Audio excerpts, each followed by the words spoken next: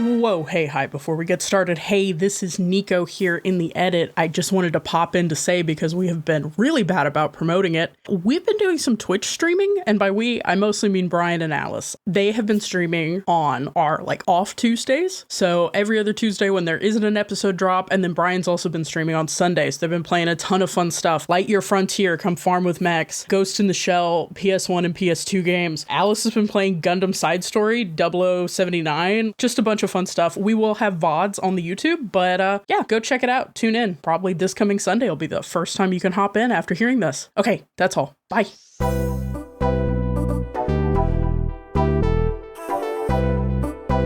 All systems nominal.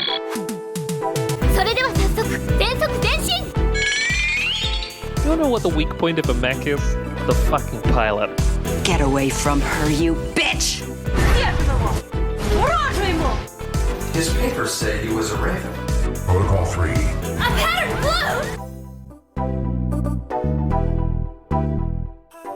blue! Welcome to On the Shoulders of Giants, a giant robot power hour discussing mechs across media, their stories, and why we love them. I'm Alice, and I'm joined by Brian. Mic live. Connection established. Pod casted. Urge to urinate? Not a problem. And Niko. Man, if I knew all it took to, get a whole bunch of girls in my vicinity was to, climb inside a giant robot and never come out, I would have done that already. This time around, we're discussing my Notes app apology for introducing this media into the OSG canon, and also the media itself, the Nuisance daily life of a robot-dependent girl. Let's launch into it!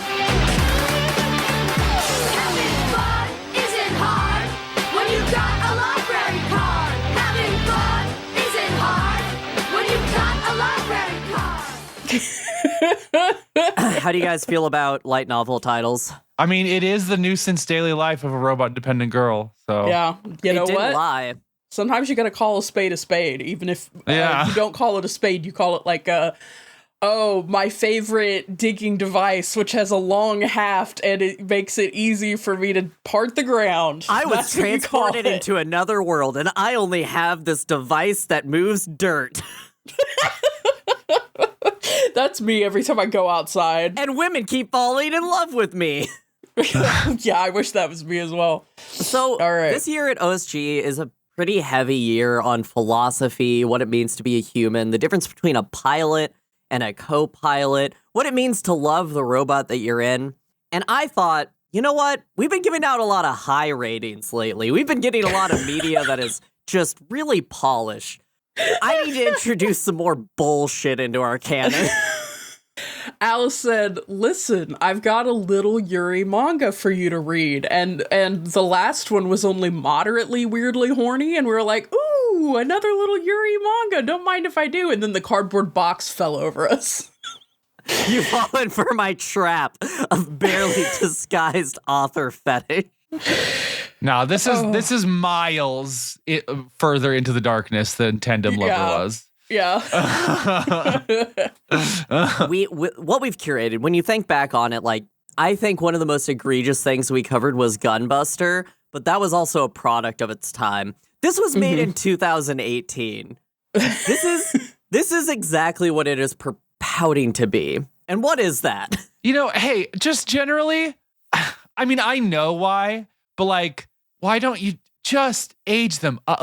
If you're gonna, it's so wretched. They were in a college course, or if they were just working adults. It wouldn't be that much better, but it would be better. If these were working adults, it would still work, and it wouldn't be I wouldn't, but no, they're high schoolers. Yeah, this has nothing to do with the school, actually. It has absolutely nothing to do with it. They have jobs. Why are they children? It makes me want to light my eyes on fire. Just honestly, my eyes. Okay, not to immediately start writing fanfic, but if you imagine this aged up as she was a really cool high school athlete, and then she went hikikomori in after in graduating adulthood? High school and not having any direction, and this is their gig economy job, but they're trying to reintroduce her into adult life instead of lingering on her good qualities in high school. That's a great call. I recently, for some reason, I don't know why, I'm not usually like an idle manga reader. I randomly read a Yuri manga called Throw Away the Suit Together, which is about two adult women who can't find a job, and like that's the plot. It's very boring actually, but I read the whole thing. And I think that you should just mix that and this together, which is like the only job she can find due to being a mech hikikomori is I mean, I guess a bounty hunter / odd job doer. We got a lot to talk about here. I think, Alice, I think you better walk us in because I want to start talking about the pothole budget and like we need to do so much table setting before we get there. You know, let's get into it. Let's talk about the Nuisance daily life of a robot dependent girl or Nuisance girl. So this was written in 2018 by Kawada Akio. There are 2 volumes, 10 chapters total. I don't know if you could tell reading this, but this was dropped. That's why the ending is so rushed. You know, sometimes you write your piss kink, hikikomori. What's killing me is like after seeing like Isami in Bang Bravern, like this concept actually is cooking a little bit, except unfortunately it is cooking in this manner. Look, I love when Mech Media talks about pissing in cockpits, but we'll get into it. So, this author has done no other Yuri and no other mecha. This is it. This was their first kind of one. They're currently an artist on like a very problematic H manga that is out there. I could have put money on that. Yeah. But they're not writing it anymore, and there's no mech. He can draw a robot. The robots are all right. Yeah, the robots good. oftentimes They're look a not little terrible. bit better than the people. So this isn't part of any franchises, but this was published in Shonen Magazine Edge, which kind of does horny without showing it manga for boys. So, yeah, I was going to say, are there a lot of Yuri manga that end up in a shonen magazine? Actually, yes. So the idea being, this is not explicitly, it has Yuri tones, right? This is a Yuri, but we talk often about the male gaze. This is completely through the male gaze. And this so is Yuri for boys, for sure. It's the trope, right? It's the trope of it's not gay to watch lesbian porn because once a dude shows up, they'll all be over me. And so you look at this and you're like, it's just a bunch of women to choose from, and I'm looking and I'm oogling them, and I could get any one of them. They're just kissing and skin shipping. And the healing other perspective you can take on it by the end is that it's just that Hagane gets a harem, but yeah, I like the paranoid versus reparative readings we're doing of the Nuisance daily life. So this magazine has done like variations of things on this. There are a couple other Yuris that have been printed in it, but it's generally harem, manga, kinky. And you know exactly what there's a million of these, right? The only reason we're talking about this one is there's robots as a main character.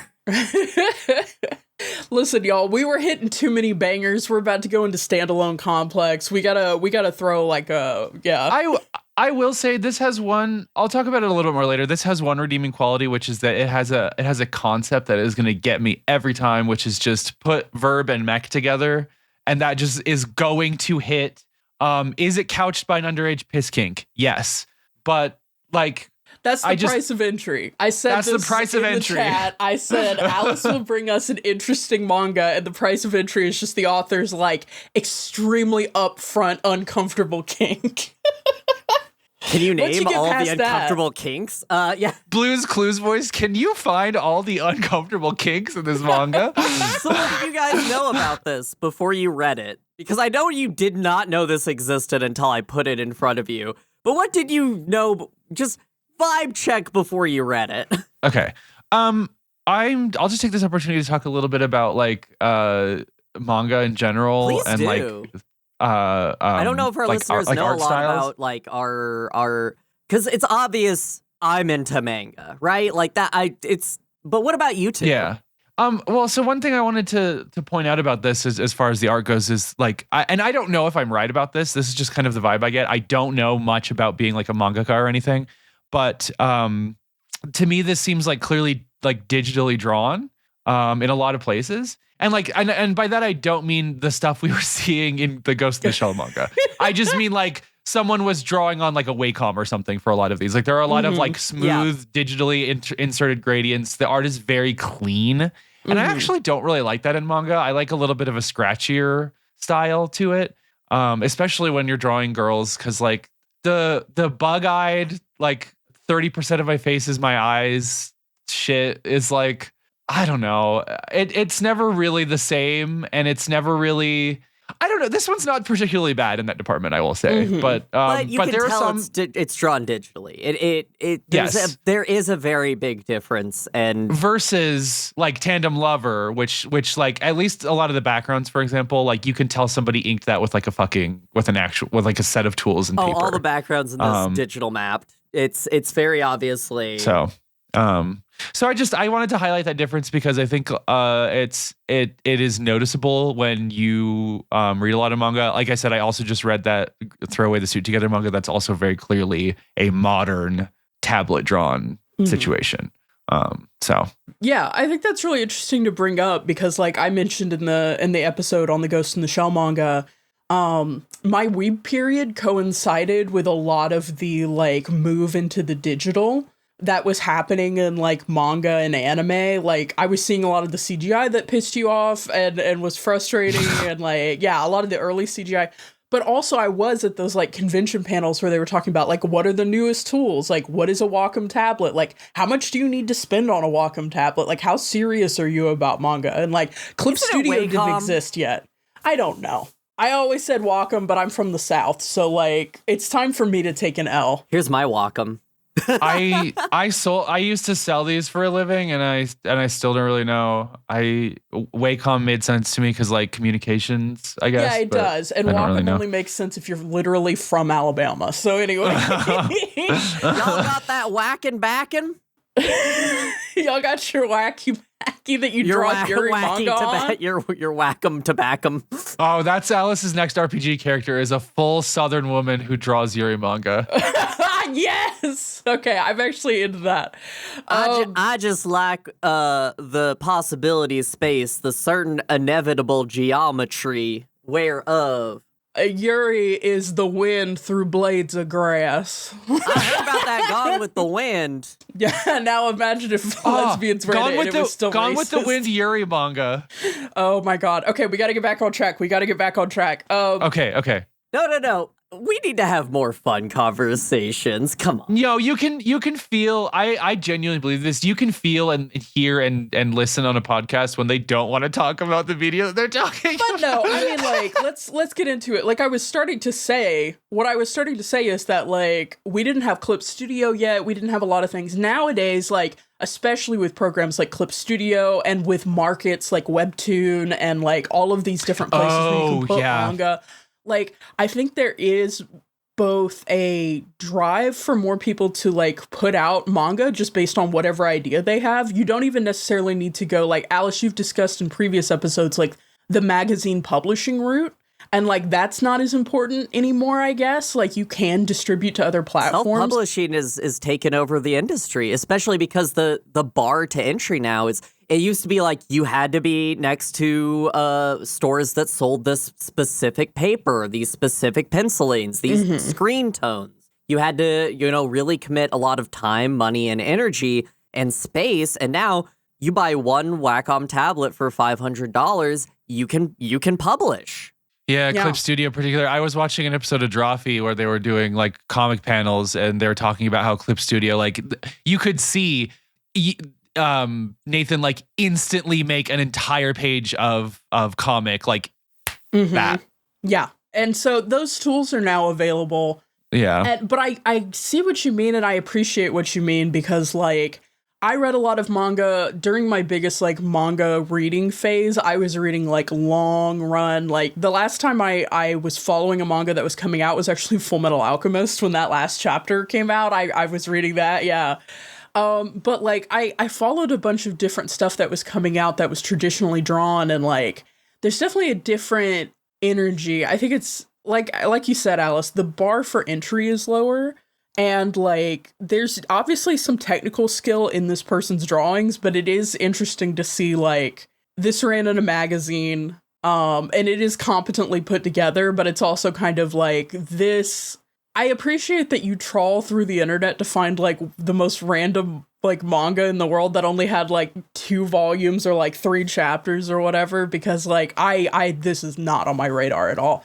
And for all that we're gonna gripe about it, I'm glad that I know it exists. It's interesting to find out what's out there.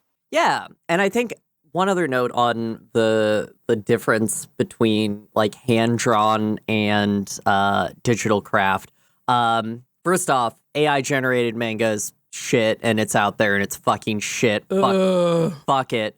That's it. That's all I'll give that. But the Full Metal Panic manga, hand drawn, and you could tell the author very much was always trying to get around drawing those mechs, because if there was a mech fight, that was pages of hand drawing mechs versus this, where it's like, because it's digital and it's easier to just throw it together, we get some really cool like multi-panel shots of these things moving. And I think that there's benefits and there's okay, let's talk about there's it. a couple of great drawings, yeah, for sure. So, what happened in Nuisance daily life? Hagane, a genius AA pilot who has become a hikikomori, a person who won't leave their room. Man, I wrote this last night and I just did okay. A hikikomori in the cockpit of her very own mech, Iris. She's a former championship-winning pilot. After an incident in her past, she has become a shut-in. Her only friend, Kotoha, is there to support her, checking up on her and pushing her to get out of her shell. God, this is bad. I've got to rewrite this. Bad luck and overzealous piloting causes the two to incur a huge debt, but luckily a mysterious woman has taken on that debt by hiring them to be private security. Convoluted situations happened, and the two meet new friends and new frenemies, all ending with a stunning confession from the safety of the cockpit. And that's what happened. Let's go to the break. Hey, Niko here in the break. Just wanted to let you know that while this is a podcast, and we'll always do our best to describe visuals we're commenting on, we'll also include links to the mechs and images we discuss in the show notes, and post actual photos on our show website. Along with that, make sure to check the show notes for content warnings as appropriate to the episode. That's all for now. Back to the show.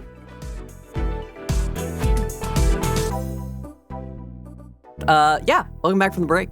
Welcome back from the break. I want to talk about Hagane a little bit. Let's talk about my girl. First of all, the manga I was following at the time was Full Metal Alchemist, so I immediately went, so we know "Your what her name is all about." Yeah. you live in your robot, and your name is Steel. Okay. This manga is going to be very subtle. I think is the no. I know that she is a teenager, but I want to crush her with my. I hate this main character. What? We gotta destroy her. I think she sucks so bad. I love her every moment. Look, okay. We get her backstory pretty early. Let's talk about it. Why is she a hikikomori? Because she did a fucking school crushing. It's not a school shooting, but like she went on a rampage in middle school. Yeah, she was in a competition. She didn't like the judge's decision. They never tell you what the decision is. They just say she didn't like it and she destroyed every other AA. By the way, the mechs here are called AA Active Armors. Yep. There's some implication that people died. Yeah, there's a panel where there's a big red splotch on the wall, and I'm like, yo, did this girl strike? Again, in a better world, this is set after high school, and that happened in high school, and part of the reason she's a shut-in is because she has an extremely difficult time getting a job because this is on her permanent record. Welcome to the NHK, but with mecha. Exactly. Yeah, exactly. We have this character who like could be pretty cool, and like I like the idea. I actually love the idea of being a hikikomori, but like in your mech cockpit. Mm-hmm. And I think there is some light payoff to that concept. I wish this leaned more into using that as like a crutch to talk about like her emotional development as a person, and less to talk about how often she has to piss. But and never I like the concept. Shit doesn't exist. Anime girls don't shit. Girls don't shit. I don't. That's fact. That's so true. So she is, I think the best way to describe her is she's kind of a clean cut, straight black hair. She wears her, okay, I love that she always wears her uniform. So they go to an AA school. Kotoha, her friend, is what you would call a gal or a gyaru. You know, she has kind of more of a, like, I'm wearing scrunchies vibe. You know the anime girl who wears scrunchies. You know the type. She's our straight man. She's our And she's Kotoha's friend. friend. And they were roommates. She comes to school in her AA on the back of a mech carrier. We are in a city that is wirelessly electric and uses AA for everything. The world building here is very wild. It's wild, and then it's also extremely funny because let me tell you, one of the biggest recurring things we're going to see, I have to get to the pothole budget immediately. Let's do it. Let's do the fucking, crushing of every street ever. Hagane is always taking off in this mech in various situations and like wrecking things in this city. Like wrecking the asphalt, wrecking the roads, stepping on things, causing damage to property. Like that is actually like an inciting incident kind of thing, is property damage. But also this town is allegedly built for AAs to be doing like the majority of the work. Which, again, you don't really see them. If we had gotten one tractor mech, do you know how different I would feel about this? We only see the shadow on the wall of the tractor mech. There's like a pie chart that tells you like, the breakdown. Do not talk about the pie chart yet. We will be talking about the pie chart. I want to say one of the early facts we get about world building, just like really early on, is a third of the world's population is elderly. Don't worry, you won't have to see them. What does that mean? We never see them. This is the most Japan-coded fucking world building. Yeah, so it means we're having a reproductive crisis, but that's such a strange way to say it. No, it means in the background, Hana Monogatari is happening. Listen, Alice, I know one Yuri manga. It's Old Lady Yuri. And that one's happening in the background of this horse shit. Is Old Lady Yuri why we don't have children? Like, it's interesting because it in tone. You can do it. Instead of saying we have low birth rates, we have a reproductive crisis, something. There's too many fucking Oji-sans. That's the problem. There's too many olds. If only there was like a trading card game. We're overflowing with Oji-sans. The card game is thriving, actually. Oh, guys, this podcast is no longer about this bad manga. We're talking about the Oji-san trading card game. Yes, if you haven't heard, there is a Japanese town called, I believe, Kawara. And one of the things that they've got going on is handmade collectible cards of men who volunteer at the real volunteer old center. men who real live there. Older guys, and they have like special attacks and everything. Please look up Oji-san TCG. It is like the only so redeeming good. fact.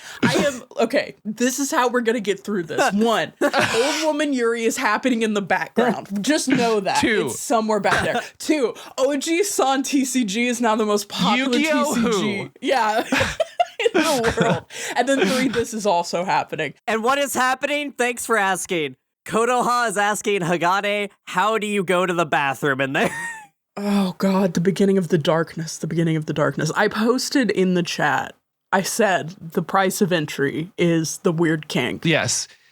Let's get it out of the way now. We don't have to harp on it anymore. No, I want She's to. wearing a diaper. There are several moments where like we have to pause everything to talk about how she needs to pee. That's it. That's what's going on. There's like many. And it's like, just for nothing for the plot. She just has to remind us that she has to pee because things are getting exciting. And there's so many just gratuitous shots of her pulling and putting on her tights. And it's like, okay. Yeah. If you wear diapers, you wouldn't be wearing tights. Item one. Yeah. Yeah. If you were serious about this. Item two, So if I'm you were in sorry. for speed, you would be wearing a catheter. If you were a real hikikomori, you would be wearing pajamas. Real? Oh, Yeah, she's wearing her those, school like, uniform all the bracelets time. that every Yes. hikikomori wears. Yes. Yeah. No, Yeah. old high school. Her cockpit's also tracksuit. way too clean. That's another thing. She should have bags of chips. She should have tons of wrappers of the melon bread that she likes. They should be everywhere. Yeah, the fact that she's like, I mean, okay, they don't do anything because this is, it's really gag manga-esque. She's always in the cockpit, but somehow she's changed. We never address that. She wears a costume thematic to whatever the episode is. It really doesn't and then like there are different points where like there's other people in the cockpit with her, and they never really draw the cockpit in a way that I can understand the scale of it. It drives me crazy, right? Because I was so excited to talk about mechs as spaces in this. Like that was part of like the thing that made me excited about the concept. But like I like that it appears to be small. I like that there's lots of keyboards. Like she appears to be having to do a lot of manual programming and things like that, which I like. I like that she wears a tack headset the whole time because it would be loud as shit in her mech. That's true. I just, I wanted to get familiar with, if you're going to have a character who doesn't leave their bedroom, you should draw the bedroom. And all we kind of get is some floating architecture. Which is so funny because, again, it's very funny to be reading this on the heels of Bravern. Because that is a cockpit where there's literally floating architecture, and yet it's doing more. Like, it is foreshadowing, like, here's a switch you can't hit yet. Like, here's how this works. And when things appear and are suddenly usable, like, it's frustrating. Like, there's such a dynamic in the way that Bravern's cockpit works, including in the period where Isami, like, I like that in Bravern, they're like, how do you go to the bathroom in there? And it's just like, that is confidential information. You don't need to know any of that. What's important is that Isami is having a breakdown. This manga is the spiritual opposite. We're going to know nothing about character growth. We're going to only know about piss. I want to call out, because I know the Gundam fans are screaming. I want to call out one other cockpit piss and or shit trope thing. Thank you. In what is, in my opinion so far, the best drawn Gundam series, Reconquista in G, canonically, the G self, which is the titular Gundam, has a toilet in its cockpit, and it is used on camera. It is hysterical because there are 3 other people in the cockpit, and it's the guy that has to take the shit, and the girl is piloting. So there's this awkward scramble where she has to get up and like kind of like move around so that he can sit down, and then she covers him with her coat, and then you hear a toilet flush, and that is how you do mech pissing. That's not this shit. I would simply ask to be to disembark. I would simply If I was the mech, I would simply be like, get out of here. You have dedicated facilities for this. I'm not for that. Get out of here. I think BT would let you piss in him. I don't want to think about that. How much piss chat can I work into this one? Welcome to On the Shoulders of Giants. We're talking about piss today. Don't do that to him. He's still on my desk, so I could just pick up BT at any time and put him in the camera. BT's whole deal is that it's extremely easy to enter and exit him. So I feel like you could just open his big maw and piss out of him if you were that desperate. To hold it and aim it. Let's be honest. He would help you with that. No, okay. So I do want to circle back to the world building because, again, like we said, there's a wild amount of shit that's happening. So we're in a school. It's an all-girls school that teaches AA stuff because there's too many old people. They have engineering classes. It's a necessary skill. They're learning. There's like Kodaha goes to some classes and they're obviously learning in some of these. We do nothing with this. There is absolutely no exploration of what an AA high school would be like. Besides, it gives us an excuse for Hagane's trailer to be parked in back and Kodaha can visit her. In Tandem Lovers, we were able to see what like they had a fucking hysterical gymnasium hangar that the girls hung out in. Or Gunbuster. You know, they're doing calisthenics. Yeah, or Gunbuster. Yeah. Which they do end up doing some calisthenics, which I did love. The sidestep part got me. I was laughing. No, what I was going to mention, like, obviously AA skills have become like a high school, almost like trade skill that you have to go to. Vocational, yeah. Not only are you like piloting, there are also people who are like in your tank top and coveralls doing your like, this is how you get all those cute anime girl mechanics and other shit. They're at this high school doing trade classes. They are training to have... What's the girl from Bang Bravern? She went here.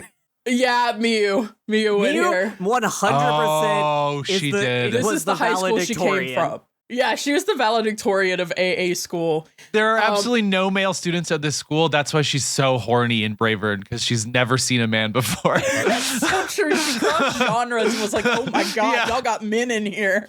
Yeah. Is this how Fujoshis are born? Yeah, that's how they're born. They've never encountered a man. Anyway. Same. But like, there are a lot of random world building facts. One thing that is actually going to come up a couple times is that all electricity is wireless because they finally implemented at a large scale the Tesla invention that radiates electricity to everyone's homes via these like tower posts. And what they talk about is like they needed to bury or get rid of power lines because of AAs. And again, this is where the inconsistency falls apart, because every time an AA is on the street, it's catastrophic damage. So it's like, this town really wasn't designed for AAs, and yet it purports to be, and there's like random technology peppered in. Like, it's a really half-baked concept, and it's frustrating in that way. I will say, like, the thing that mostly gets destroyed is roads. And mostly that whole road department. Fuck that whole road department. Fuck the city planners. And also, like, there's a lot made too of like the fact that Hagane is like particularly destructive. Like, there should be a use case. Yeah. But yeah, can we imagine I don't know. together an AA crew filling a pothole? You got an AA holding a little slow sign. You got one who's doing the little shovel thing of throwing it in and like tamping it down. And there are 3 AAs just standing around watching the other AA work. You got the one who's got like the flamethrower attachment on the bottom to like seal the asphalt or whatever. And it's like, oh yeah, that's the use case for a scorch in a non-combat situation, is to just finish pavement. I would pilot the cement mixer one and it would just be its head. So it'd just be like, blah. Okay, that's an amazing. I would be the OSHA inspector bot who everybody like hates to see cruise up, because I've got all the tools that are like, okay, what are your outputs on this machine? What are your emissions? How long have you been in that cockpit? Have you had relief? Like, are you safely using this? Guys, we're 30 minutes in. We've got to talk about it. Yeah, we're world building a different, better manga. The incident that starts this is somebody steals Kotoha's purse, and Hagane, who cannot leave the mech carrier that she is driven to and from school in, that's also AI and self-driving. We're in the future. And so she gets up and she chases these people because defending Kotoha is her purpose in life. Number one priority. Yep. Number one priority, protect the waifu. This was really funny. As a first incident, I think some of the shine comes off later, but this first incident of like, they're teasing each other. They have this really inconvenient way of like getting around the city with this mech. It's like really aggravating. Like, for it to be this incident of like, she gets her purse stolen or her bag stolen, and then Iris fully goes pilot mode, that was funny. Like, legitimately, it was very funny. So let's talk about the Iris. We're a mecha podcast. So Hagane pilots a 2-generation-old mech called Iris. 4 eyes, as they call it. Let's talk about this design. What do you guys think? I like it.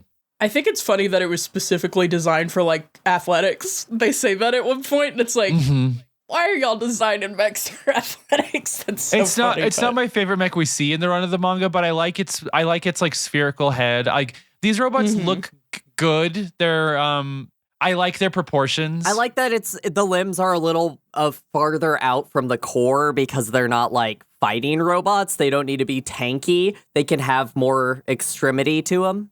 And I will say, Iris gets a humongous upgrade later, and that's when it becomes a lot cooler of a mech. Oh yeah, 100%. The upgrade is great. I'll say I like the top half of Iris in terms of like the head, the shoulders, the torso. I think that all looks really good. When we get to the bottom half, this guy, the person illustrating, has a little bit of an issue with proportions. Legs tend to be short, and feet tend to be too small. And unfortunately, that does transfer to the mech. And once I thought I saw it, I couldn't stop seeing it. Did y'all feel any kind of way about the pelvis of Iris and the way that it was set up? It looks like the mech is wearing a diaper. Oh, wait, what? Oh, It's I didn't so really pick thick up on in that. the pelvis and in the back. And like, there's no streamlining, and I the gotta legs pull this are manga short. up. And One second, so we need to pause. Well, I posted an image in the chat, which I think is pretty illustrative, but I kind of see it now that you said it, yeah. yeah, like I said, if I hold my hand up, the top part of Iris, especially after Iris gets the new arm, like I really like, and then you move your hand down and it's like, what is happening at the pelvis? I kind of like that a lot of it seems to be like cargo, but at the same time, like it's just, I don't know. I couldn't stop thinking of it as looking like it has a diaper. I can see it, but I also don't, because this just reminds me of early model like GM and Gundam kits that specific pelvis shape reminds me of those. Yeah, I'm looking up at my Zaku gunpla right now, and it does the forward-facing like codpiece-looking shape is very familiar. Yeah, it has a lot of extra space though that is very evocative of a diaper to me. I will say. Anyway, I wanted to mention it because that's like my main detraction point, because we see a lot of interesting machines in this, and every time they show a close-up of like Iris's head as it activates, I love the face design and everything. I love the face design too. Yeah. I like the logo design of Iris because it's IRI, and then for the S, it almost has like an hourglass shape, which I think is really cool. Like, there's a lot of cool details going on, but every time it was in a full body shot, I was just like staring at its pelvis, like I can't with this. And its little legs. It evokes, it's kind of a mix between Pat Labor and Full Metal Panic designs in my mind. Just especially the face brings that out. Anyway, Hagane goaded, she beats up some cops. This is the part that was funny to me, when she's crying and having a tantrum and she's just beating the cops up. Like, that's funny. That's some funny shit. There are a couple of times where she has like a tantrum and her emotional reaction, and she like rolls around in the mech, which is very funny. Yes. That's why she can't have any trash in that cockpit, because she's constantly having emotional reactions. And one time she got fully papered with fucking rappers and was like, oh tantrum with the big ass mech rolling around. I was laughing. It's just such a fun, especially because like everyone just like ignores it. Like it's not the most insane thing. Like it's not the loudest thing happening within 2 miles. This is the way that we get our big tittied, our demure professor lady who's going to lead them. Hey, does ACAB include private security? Oh, ACAB especially includes private security. These motherfuckers don't even have the thin veil. Is that what they are? Because they really act a lot more like bounty hunters. I want to talk about the fucking trope in anime and fucking manga of having extrajudicial people who just exist in a city doing odd jobs. It's always a trope, right? Like, it's like, oh, the city Pat Labor made it such a thing, I feel like, especially with Mechs. But also, I think that Japan just deeply, deeply adores the odd job industry. The please hire me to do a random task for you. Side quest as a profession. Well, I am in debt, or I need to make money, and I'm scrounging doing whatever people ask me that somehow always includes an AA. Yeah, I think it's an interesting concept to like, because I don't know what Japan's situation is with it, but like in America and in the UK especially, like UK listeners will know, the UK government and the US government to a lesser extent have a really hard time. Well, not a really hard time. They do a lot of hiring a corporation to take over what used to be a state function.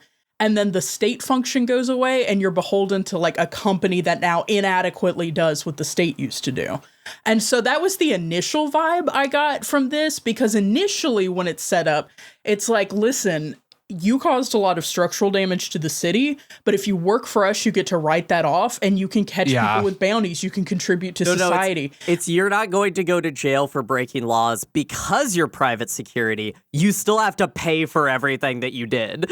Yeah, to an extent, I thought this was going to be a story of like, about the girls, but also like this background story would be like, the police can't adequately police AAs, and so they have to go to these corporate-sponsored people who have larger fleets of AAs and pilots who can do this for them. No, again, it's like, oh, here's like a little snippet of world building that might be interesting. We have to talk about diapers. We gotta go.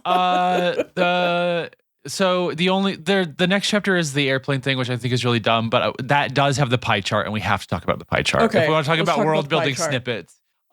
So we talk about how the labor force is so tiny because everyone's too old. Yeah, everyone's old. We got OG sons, and only so many of them can volunteer at the senior center, at the community center.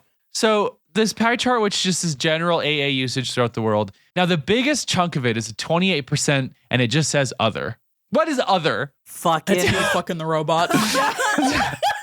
Sex work. It's whatever Bravern is doing. Yeah. Please let us. Yeah, it's other is Mozzinger's happening over there. Okay, we have to get to it. 1.2% nursing. Why wasn't the manga about this? I need to know what that looks like. Mech-based nursing and elder care. I'm trying to imagine a mech running an IV line. That's all I can think about. Yeah, it handles nursing really efficiently because it touches your elder once, and then you don't have to worry about caring for them anymore. So we gotta dive into this. What realistically could a mech do in the nursing of a human patient? Moving them between beds, maybe? Relocate the ward if a tsunami is coming. Each individual finger is a different Da Vinci surgery machine. But that would be a doctor robot. This is nursing specifically. This is nursing. We gotta you're get right. narrow. No, it would be like elder care. It would be like running the old people facilities, right? Each finger is a high-speed medication dispenser.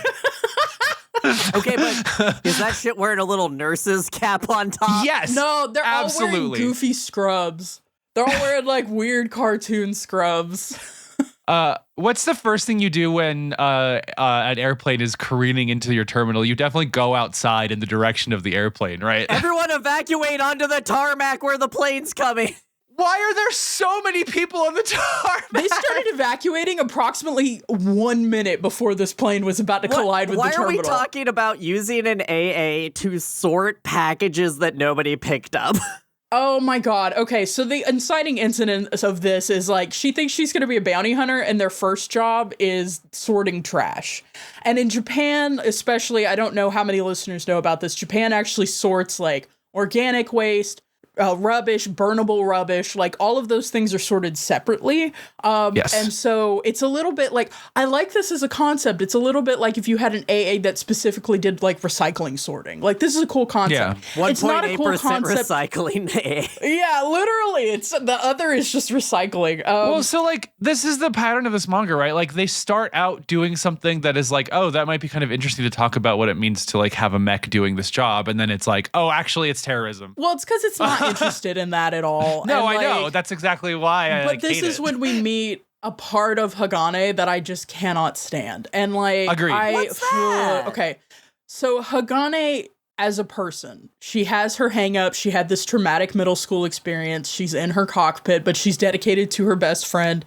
She doesn't always think things through, thus activating Iris in the middle of a street to chase down two people who stole a purse. Like, I liked all of those as starting points. But then what we meet in the next chapter is just, she's also recalcitrant and she doesn't want to do jobs that she thinks are beneath her, which this becomes a through line throughout the manga, and she doesn't want to use Iris for it, which I think is an important thing.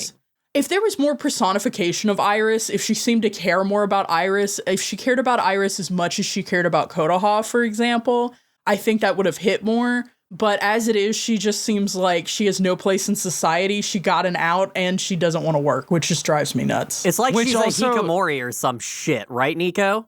I don't. But we already talked about why that's not really like what this is interested in doing either. Yeah. I know. So the thing that pangs really bad here for me too is that like what's her name? Her girlfriend, Kotoha. Oh, yeah, Konoha. She like defends her to the boss lady. And like this is when I wrote like these characters have bizarre shonen anime convictions about absolutely nothing.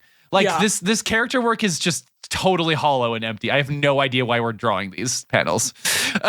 Like the action of this chapter that is actually kind of cool and like well drawn. I like this mech use a lot. Yeah, is that there is a automatically flown plane that is being flown in that has apparently gone offline. But the reality is that, like Brian alluded to, this is a terrorist attack, basically, and the plane is flying in to do little Japanese 9/11.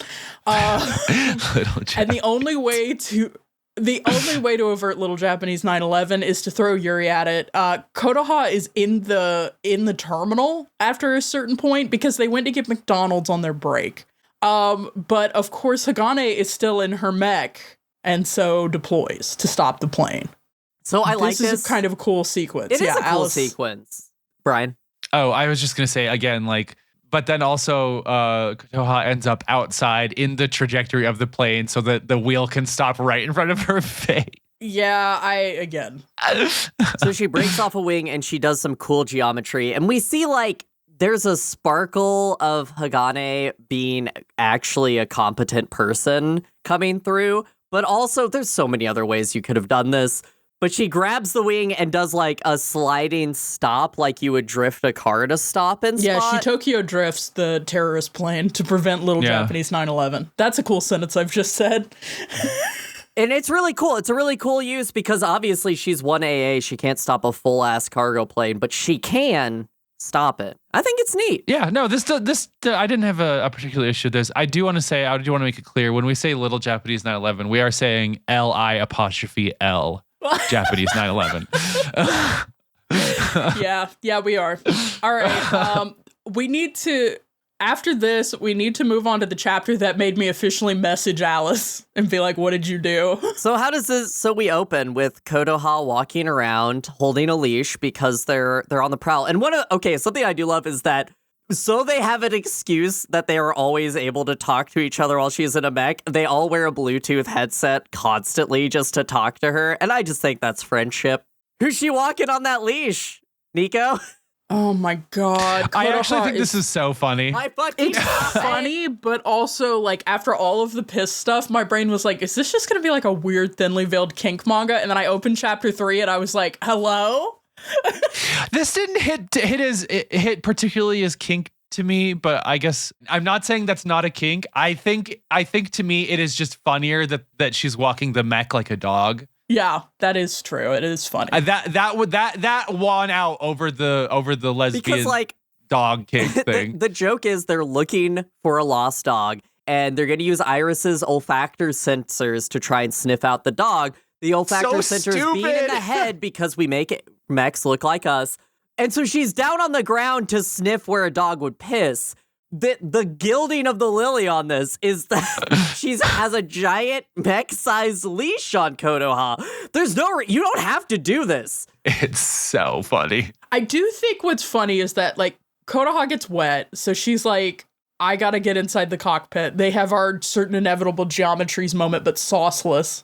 Okay, so this is literally, I was like, it starts to rain and Kotoha has to get in the cockpit and Hagane and sit on her lap and it's like certain inevitable geometries or whatever, ... Like, it is so, I am sauceless. so loath to give this the certain inevitable geometries. The Yuri sauce in this is so weak. I can name the exact 2 Yuri scenes that I were like, that was at least nice. One of the things that happens is that Kotoha has to teach Hagane empathy for people who have dogs, which is a very funny. This is the chapter where I wrote also, I think I despise Hagane. Like, this is... okay. I'm a Hagane defender, but we all know who I am as a person, so...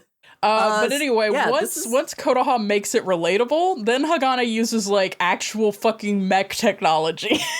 Mechnology. So something that this does is each chapter, there's a problem and we're going to solve it with a mech.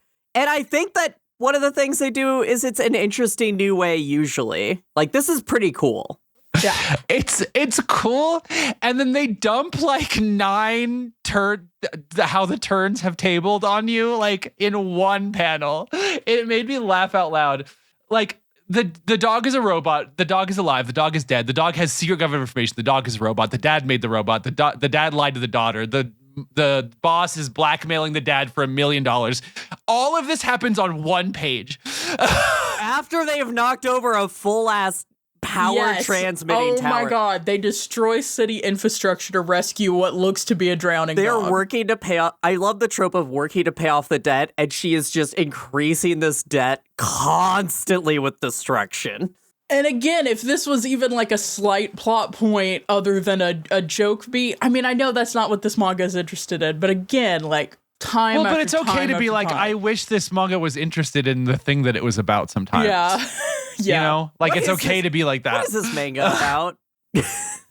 Piss. Well, I think a thing that's interesting here is it pulls what I have thought of as a Stardew Valley, which is that, like, it is presenting like a slice of life thing And then every once in a while, you'll just get a hint. Like in Stardew Valley, there's a character whose dad is away at war. And he talks about like, oh man, our traditional enemy, the blah blah empire or whatever. And that's the only time that conflict ever comes up in Stardew Valley. Same thing here. Every once in a while, they bring Some up people haven't played the Concerned Ape approved mods. Okay.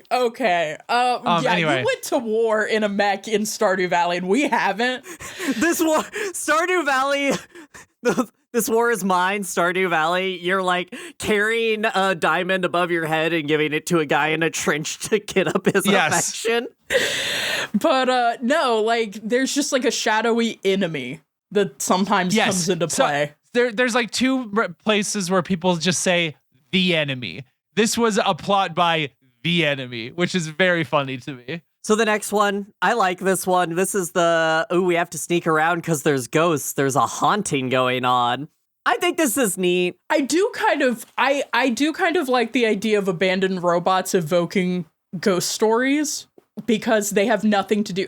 Like there's an idea in like ghost stories that ghosts are trapped in the events that happen to them and they like repeat loops. And like, I think there's some interesting symmetry. Again, that's not what this manga is about, but it did like bring that up briefly as like there's a drone that flies around. That's exactly it. Is like, I agree. Yeah. I like mecha things that I like. Hagane, being the fail girl that she is, knocks some shit over and takes an I-beam to her back chassis. And something I liked here is because, Hagane is a hikikomori, she's not going to get out and fix it, just where Konoha comes in. And I love the trope of a mechanic you have around.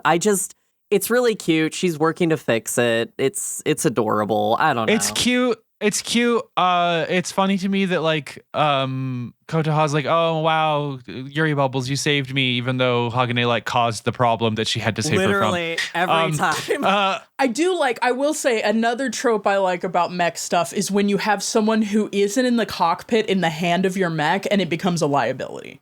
Like, I do like to see that kind of stuff, and it plays with it very briefly in the sense that Konoha is in Iris's hand for a stretch, and when some I-beams fall from the ceiling, that's why Iris is damaged, is because Hagane has to put Iris between Konoha. Like, I like that thing of, like, I'm cradling something impossibly small and very fragile in my extremely dangerous machine, and the circumstances around my dangerous machine are even scarier for the small person I'm cradling in my hand. The BT when the battleship is crashing, right? Like, exactly. It's a fun little interplay. It can hit.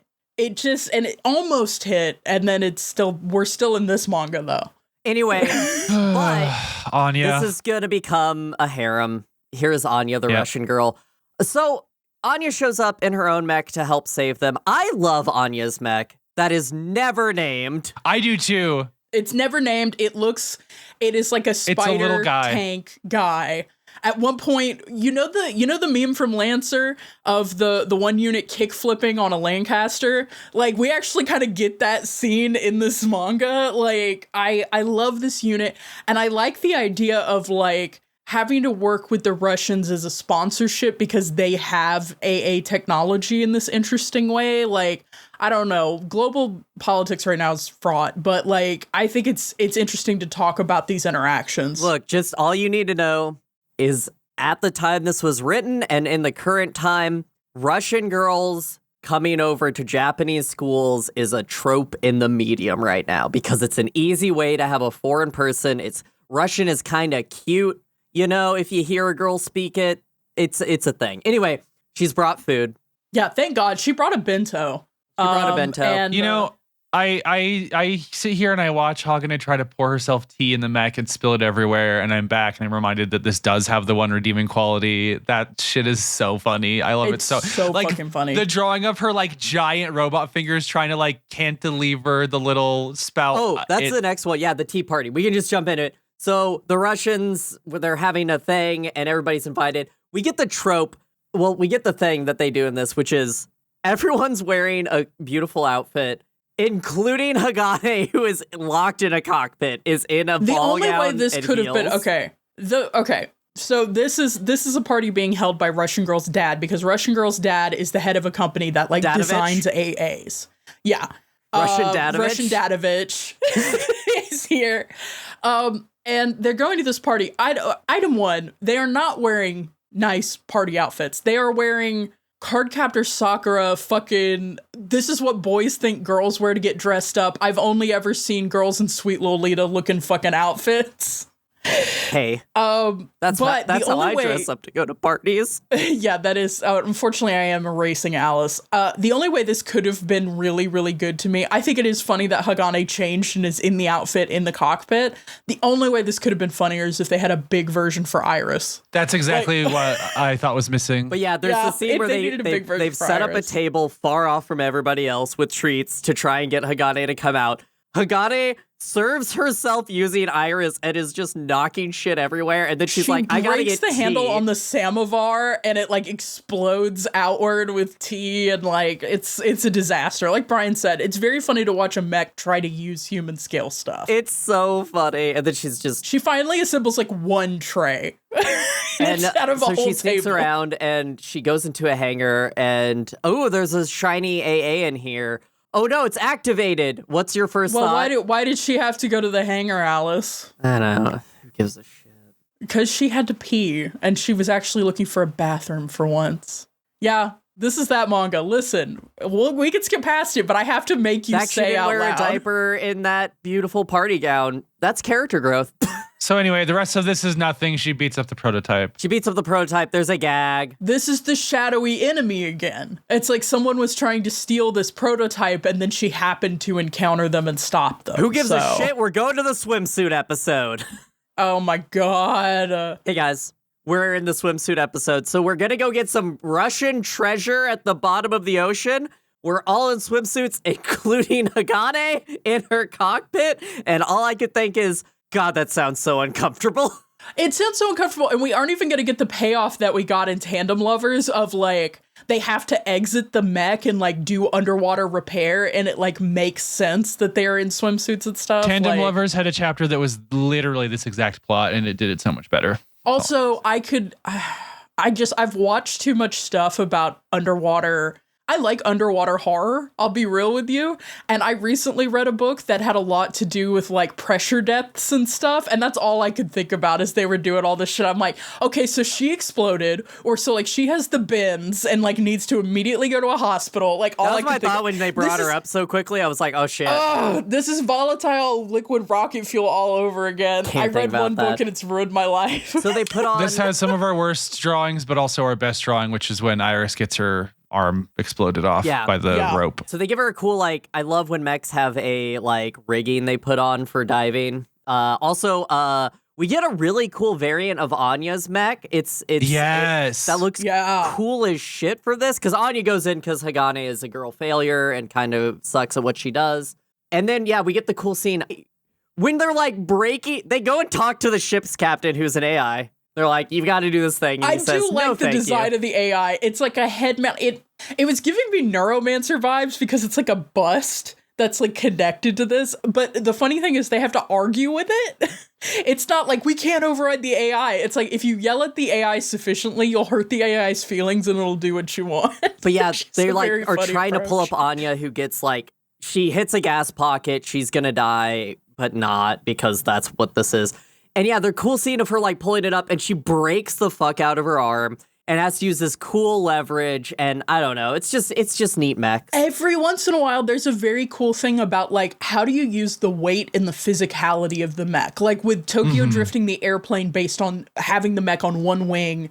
And like with this, it's like we have to pull someone up and the reels of the tether are breaking. And it's like you have to figure out how to use your mech for leverage, but it'll also shred your mech, because those are the forces involved. Like, if you want to see this kind of done well, go watch Godzilla Minus One.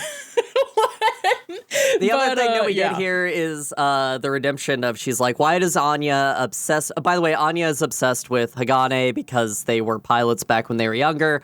And she's like, why do you guys like her more than me? Well, Hagane, you're a piece of shit. But she's like, And like she gets convinced to check her messages because Anya's been trying to contact her, and she has 132 unread messages. I now have with me my phone. Currently, I have... let's all check our unread messages. I have 184 unread text messages, 209 missed calls, 10 Discord messages, and as of writing, 27,655 unread emails. That would be realistic. I cannot believe she only had 152 emails after going hikikomori. Or I keep saying hikikomori. I don't know why. Hikikomori. After going hikikomori. What? No, that's right. What do you mean? You said it. You've been saying it right. Oh, Hikikomori. okay. It's too Kiki. I've been shortening it. Parmesan. Okay, that's why I was confused. Anyway, I have 0 unread text You were messages. relying on Alice for a pronunciation guide? I know. I'm What a clown. kind of weeb are you? Actually, in Japan, they separate their trashes between burnable and not. I'm gonna fucking stomp on your brain. Anyway, Can we I have talk about one my missed favorite call. chapter? I'm so No, excited. because we have to finish doing our audit, Brian. You have to stand before the public. No, we and need I to have talk about this manga. No, we don't. And I have 2 unread emails. Brian, your sins. I don't have any unread email, or I don't have any unread text messages or missed calls. I do have, 99 plus unread emails because unfortunately, a year ago, I was in a position where I had to look for a job, and that will destroy any email ever in any, and I just never recovered. I just simply But deleted what that we've email established address. here, what we've established here is that Alice would be trapped inside the mech. I'm glad we set that up. You are private security hired to support a fair. Who gives a shit about the Ojo-sama? We gotta talk about the fucking costume. I mean, I love the costume. I also think that the Ojo-sama is my favorite character. Oh, so new girl shows up. Rika shows up, and she's like, "Time to celebrate the anniversary of my rival's defeat of 3 years ago." How's my Ojo-sama? Yeah. Well, Discord kills it, so I assume it's really good. I'm gonna hear it in the edit, and I'm gonna clip it out and put it in the soundboard. Thank you. One thing we did miss from the last chapter, though, I'm sorry, we have to very briefly say, Iris had a big floaty. So Iris was in a big floaty at one point. Oh yeah, when they pull her up, she sits on a giant floaty ring. It's really good. It's really good. That's really good. Yeah. Ojo-sama shows up at the fair. The Iris is in a giant costume. The mascot costume This is is so her good. part-time job right now. Is wearing a costume. The drawing of Iris lifting the mascot head off of its body and the kids running away screaming is like peak comedy. It's really good. It's really so good. funny. Throws the giant mascot. Yeah. She has a tantrum in the middle of a festival. Again, it is really dangerous to be around Hagane. Yes. She's Yes. constantly Mazinger rampaging for no reason. So reminder, in the 21% of other wearing mascot costumes. Yeah. Okay. So you know how like in Japan, like there'll be people outside businesses and they like hand out samples or like flyers or like packets of tissue. Packets of yeah, tissues. exactly. All I could imagine was like a huge mech in the costume crouched and handing out people-sized packets of tissues. Dozo. Please visit our AA maid cafe. That's the other 21% is the AA maid cafe. AA on the corner in a giant maid costume. We are dreaming a better world. Anyway. So Reika also has my favorite mech, which is Oberon. It has like a long... Oberon is... Okay, how are we introduced to Oberon? Balloons are flying away. What do we do? Yes! It's so good! She grabs really all funny. the balloons. She is in hover mode. Okay, Oberon transforms, which is cool. It's in hover mode, and she just, like, big grabs all of the balloons and breaks none of them, which is the wildest, like, the difference between her and Hagane is wild. If you look at the panel, she is like a ninja snatching them out of the air one at a time. It is so good. It's really good. It's really funny. I do think Oberon has more of our like modern Armored Core look in terms of like these parts in the silhouette have a very specific styling to them. That Iris is much more like Standing Man, and then this one is much more sculpted in that way. And I really like the black pepper flavor of Oberon. I think it's one of the better ones. Oberon is a what does beef that jerky mean? brand. No, that's Oh. Oboy Oberto. Wait, what? Because that's a local brand. Oberto is local to me, and how dare you? Yeah, Oberon is the name of the King of the Fairies in Midsummer Night's Dream. Oberon is a beer, damn it! I got my beer and my jerky mixed up. Anyway, the only thing that matters in this 2 chapter sequence other than us meeting the a lot of Ojo-sama. things matter. There's drones for panty shots. That's our pervert thing. Oh my time. god. The enemy! No, this is different though, because this is the mangaka's self-insert character. Damn roasted. Okay, so I love that they decide we're gonna decide who's a better AA pilot by who can catch the pervert.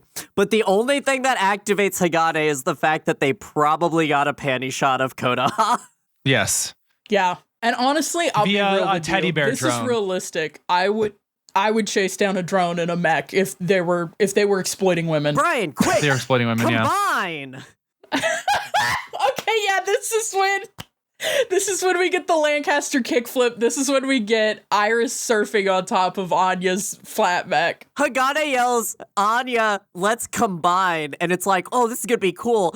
And then Koda is like, you're just riding on top of her. You're just standing on her. And the thing is, Kodaha and Anya are in it, and Kodaha's like, can this take those pressures? I love that Anya, get you a person who will just 100% be like, absolutely.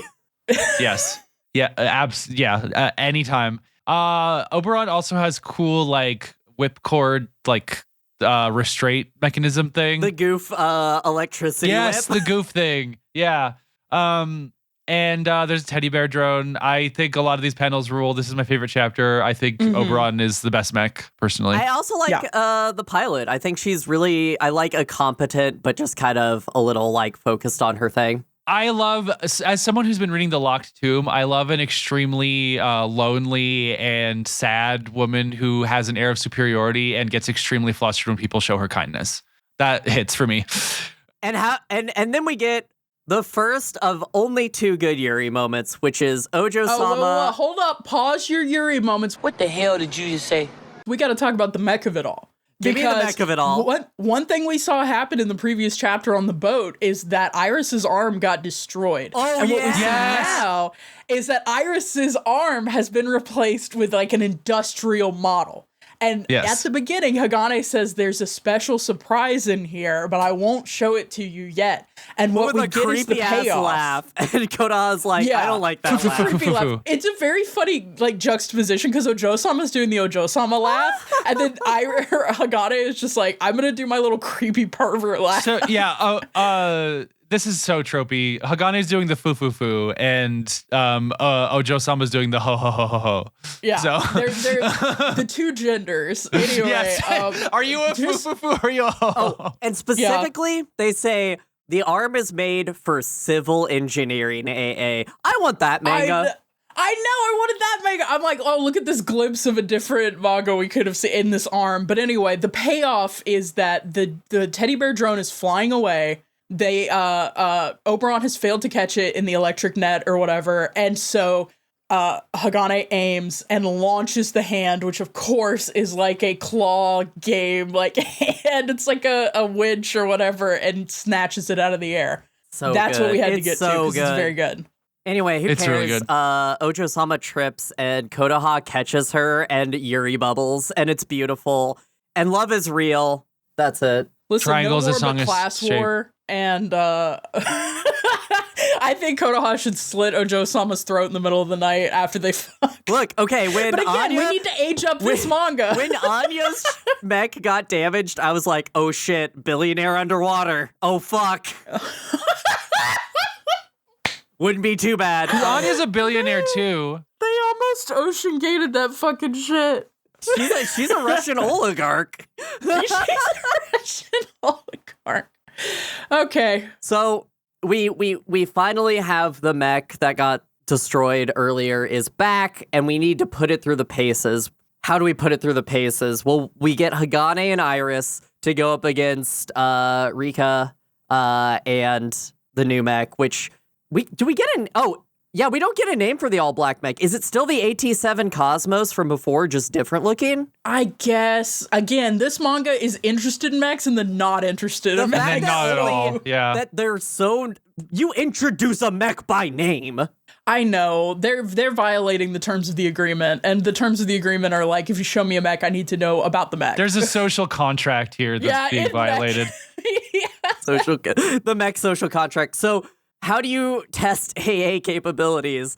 Why with the You do sports the day sequence festival? from Gunbuster. Yeah, you do the sequence from Gunbuster. You just do all the exercises. There's one-handed push-ups. They do crunches and shit. I think the one funny part is when they do the side steps and you just get Iris going. Wah, wah, wah, wah, wah, wah, wah, wah. It's very good.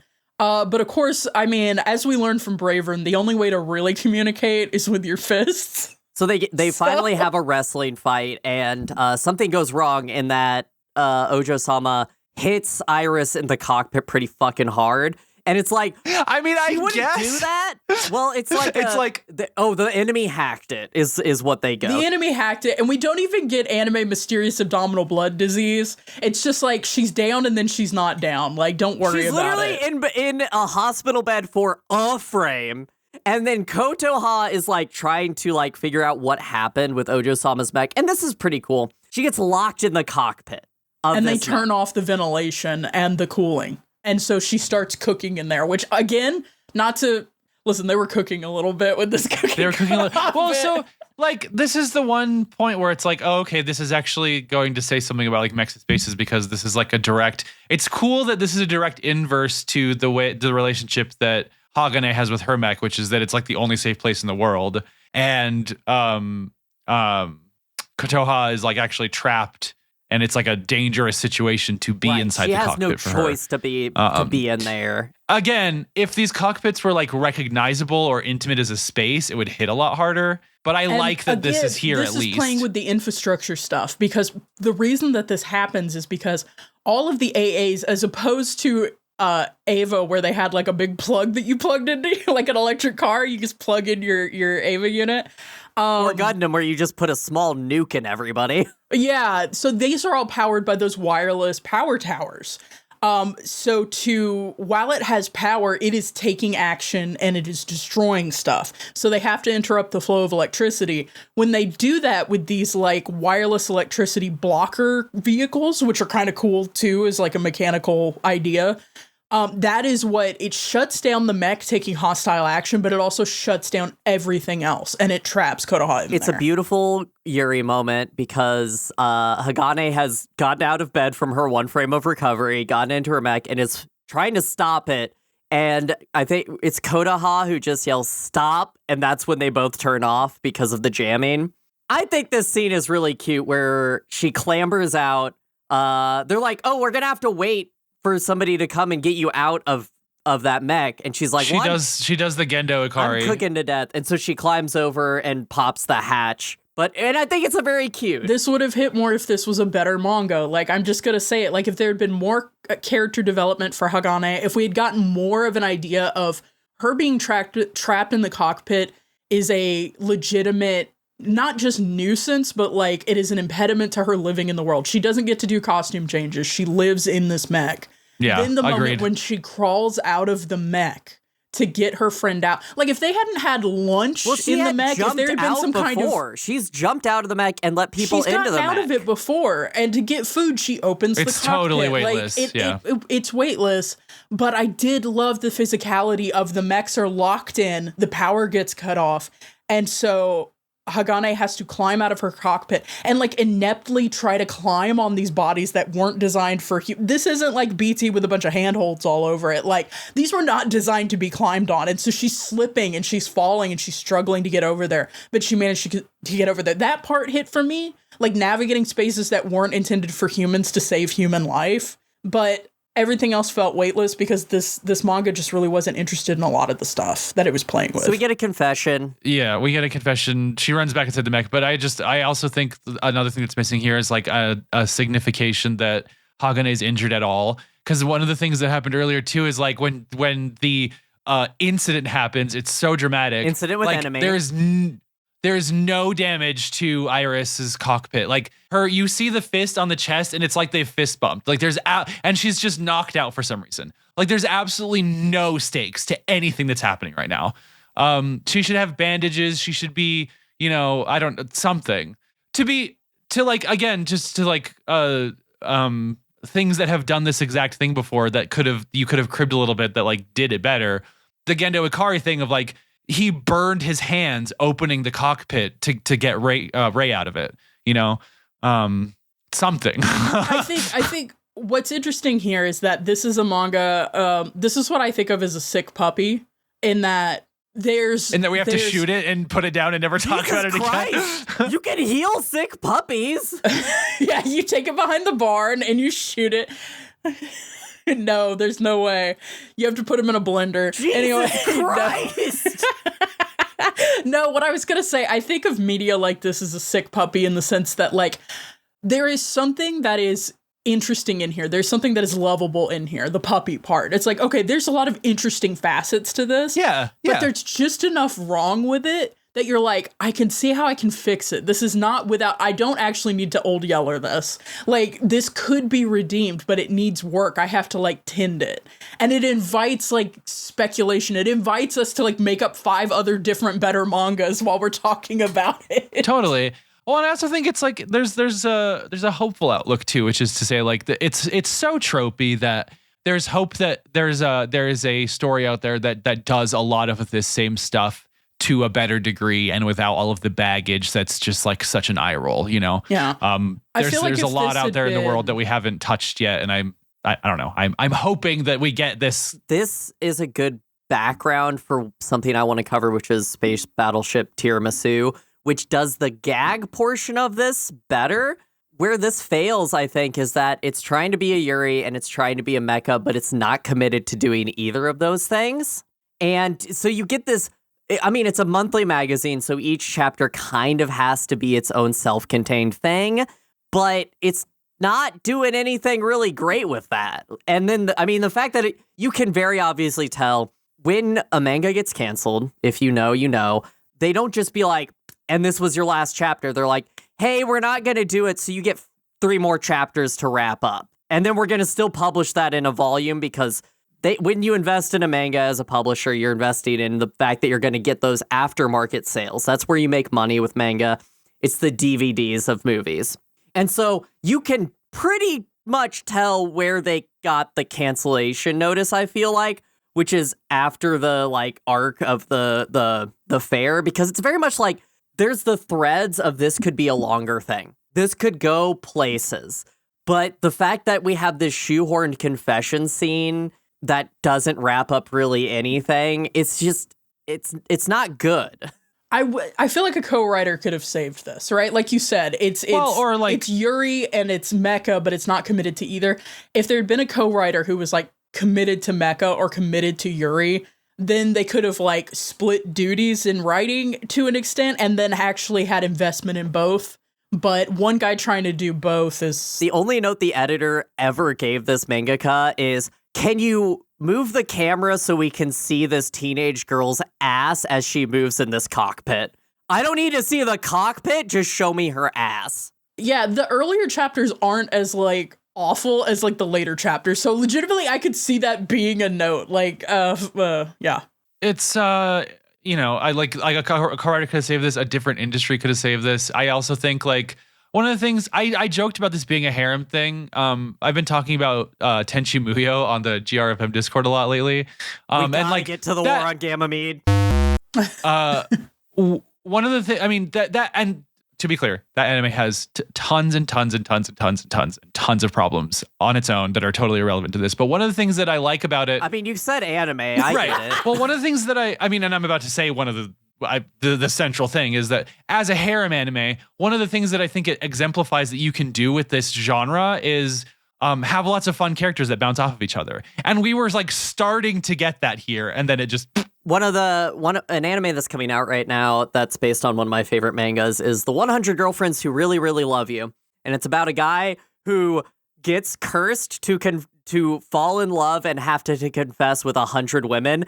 And he just keeps adding them to this ever-growing group. But the trope is that he gives all of them the perfect amount of attention that's dialed into them.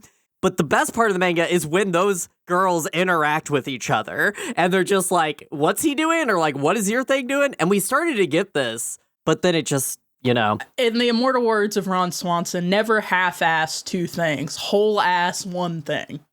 Anyway, we'll cover better Yuri mecha in the Ghost in the Shell standalone complex. Yeah. But for now, we have to do a little important thing. We've got to rate these goddamn mechs. So the mechs in this, unfortunately, do not all have names from the source material or anything I could find. So some of these are just descriptions. So we have the main one, which is Iris. Then we have the AT-7 Cosmos, which is the one that the Russian girl's dad is building. We have Anya's mech, which has a water mode variant. It is the same mech, it just looks different. And then we have the Oberon, which is Arika's mech. And then we have the all-black mech, which I think is just the AT-7 Cosmos again, but it looks so distinctly different that I just put it in here as its own thing. So, yeah, I'm also confused about that. So yeah, that's good. So that's what we have. Brian, we'll start with you. Yeah, so this was one where I changed the rating a bunch of times because With like each chapter? something would happen. With each Something would page? happen where I'd be like, yeah, exactly. Where something would happen would be like, oh, this almost touched on something I liked. I wish that they had, cared about it like we were just talking about. And then, of course, he'd have the pool floaty. And so I would like knock it up again. Mm-hmm. I landed ultimately at a 6 because I think that this has, there's the ghost of some, like we were just saying, like there's the ghost of something better in here. And that does come out in a lot of places. And like, I don't know if I made it clear, but like there were several mech specific moments where I like actually laughed out loud reading this. Mm-hmm. And I love that. And like I don't think we've covered a lot of stuff that is supposed to be necessarily comedic yet on this show. Bravern was probably like the most outrageous thing that we've done. And so like I coming off of that, like I like bodily mecha slapstick. I like it a lot. I think it's gonna hit for me every time. But also like just everything else that goes on with these, like I said, it being half imagined, this puts me, I think, at a 6. So Great. Niko, what about you? Like Brian brought up, like there's some really cool mech moments. I love whenever she throws a tantrum and we get to see the mech, because those tend to be like well-drawn panels, like of her throwing the tantrum and the mech moving around. Like I like Iris's faceplate design. I like a lot of, like Brian said, I really like the design of Oberon. I have my hangups like I talked about with like the rest of Iris's design. But I think like I do really love Anya's like spider tank mech, and I do like there is a lot of really cool stuff happening here. But there are two main things that kind of knock me down. The first one is, again, like there's like a lack of interest in the mechs beyond just like putting them on the page. Like most of them aren't named. There isn't a lot of detailing to the cockpit, especially for a manga that's about a girl who lives full time in her mech. The lack of detail we get about the internals of Iris feels like glaring. Like I need to know, how does Iris manage water? How does Iris manage air? Like we only get in the last chapter that they have cooling and circulation stuff, which makes sense and obviously like is implied, but like it would have been good to know that about how Iris works and stuff like that. The second thing that gets me is, despite that pie chart that lists all these different things that the AAs are used for, we only see these ones. We don't have the pat labor thing where you see like background labors like in other industries and with other purposes. You really don't. You see some cars every now and again that get crushed. You see the plane at one point, and you see like the carrier and the boat and stuff. But like as far as other AAs that are used for like more conventional activities, nursing, a tractor. Do you know how much a tractor mech would have saved this for me? Just one panel. That's all Tandem Lovers had to do for me. One panel. This is a 2 for me. I as much as there were some things that I enjoyed seeing on there, there wasn't enough love for mechs for me to give it more than just like some pity points. So, Alice? Yeah, so this one was hard for me, right? Because I did bring this to the table, and there are a lot of things I like about it, and I've read worse Yuri, I've read worse Mecha. So I kind of had to look back. Down in the hole. I kind of had to look back at my old ones. So like Gunbuster, I gave like a 9. Price of Smiles, I gave a 9. Sensuality Noir, I gave an 8. And then I was like, no, okay, but what if we were just looking at this as the gag mecha? I gave Marzinger Z a 2. Yeah. I think mashing those together, I had a lot of fun with this. The gags made me laugh. I we all know I'm problematic, so I didn't feel as bad about some of the things happening that you guys probably did. Yeah. The mech portion of it, I think it was fun, some of the things they did. I liked the drawings of the destruction that came with it. I think the mechs were given some care. I feel like the lack of cockpit drawings kind of hurts it for me, but as far as like how they interact with the mechs and the mechs interact with the world, I've never been a one where mechs have to have the personality. I think the mech can be the personality, and I think Iris is a perfect example of that. Iris just exists as an extension of Hagane, but it still feels like she has a personality outside of Hagane. I don't know. For me, this is a 7. I had a fun time. The pool noodle got me. The surfing got me. But it's got to be the giant mascot costume. Imagining The giant mascot costume. a giant AA sewing a giant costume for another AA did a lot of work for me. If we had I will seen say, it. Yeah. Well, because I will say I was also my lowest rating when I was going through this was a 4. So like I agree with Alice that like there were some things that elevated it. But yeah. I'm glad y'all look at the precedents for your scores because I just completely go vibes based. That's weird I'm like, because you what's have the vibe here? specifically called out that you do look at your past scores in previous episodes. So jot that down that you are a false narrator. We are going at each other. I think I'm an unreliable narrator. I don't anyway. understand words. Let's go to the break and we will talk about fetishes when we come back. Oh no! Oh no! Oh no!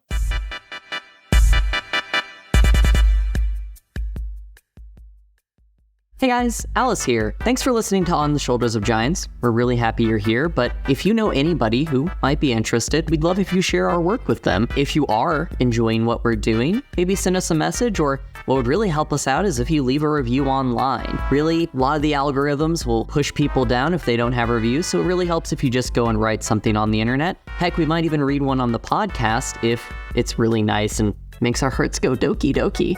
So if you could do that, maybe do it, and thanks again for listening. Now, back to the show.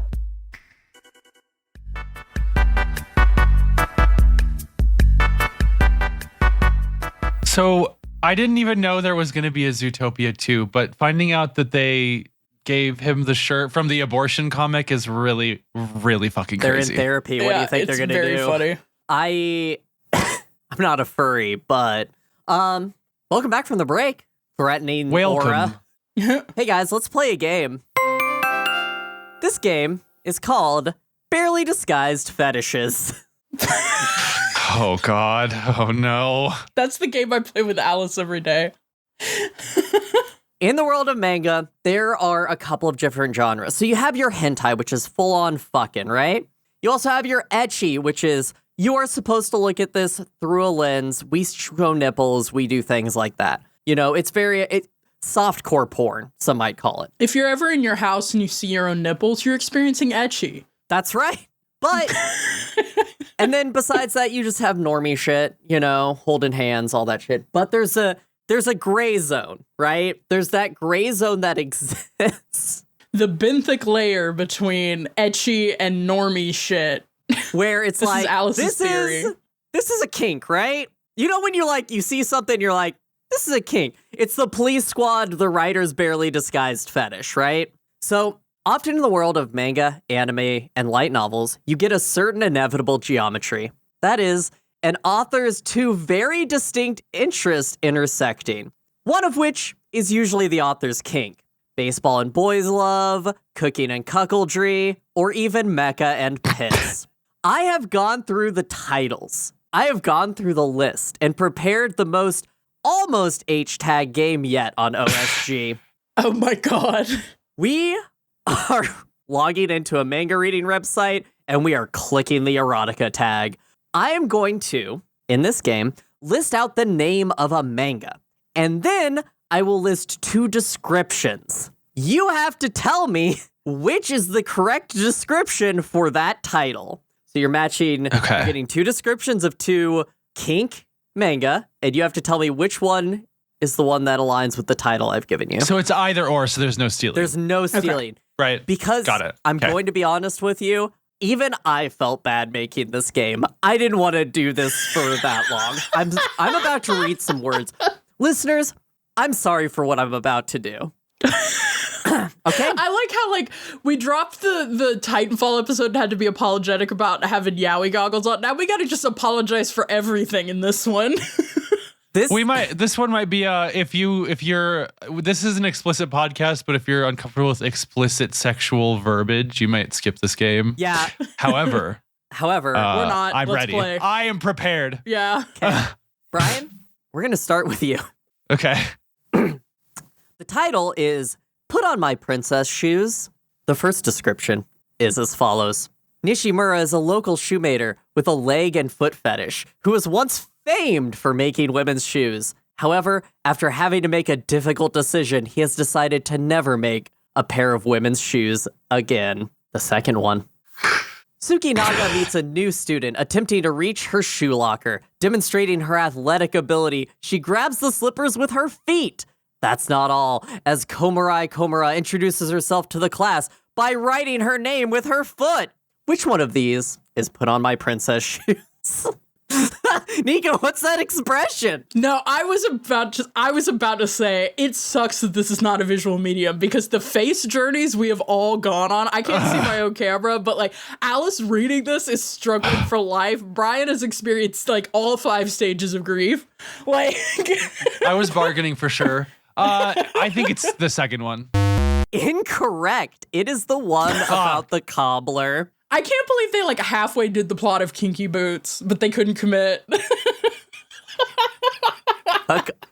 Fuck off. Niko, honestly, I wasn't sure about giving you this one because I thought you might have a hidden power level. But Alice, we've been friends for 15 years. I think it's time for you to come to me with this question. The title is Monster Musume.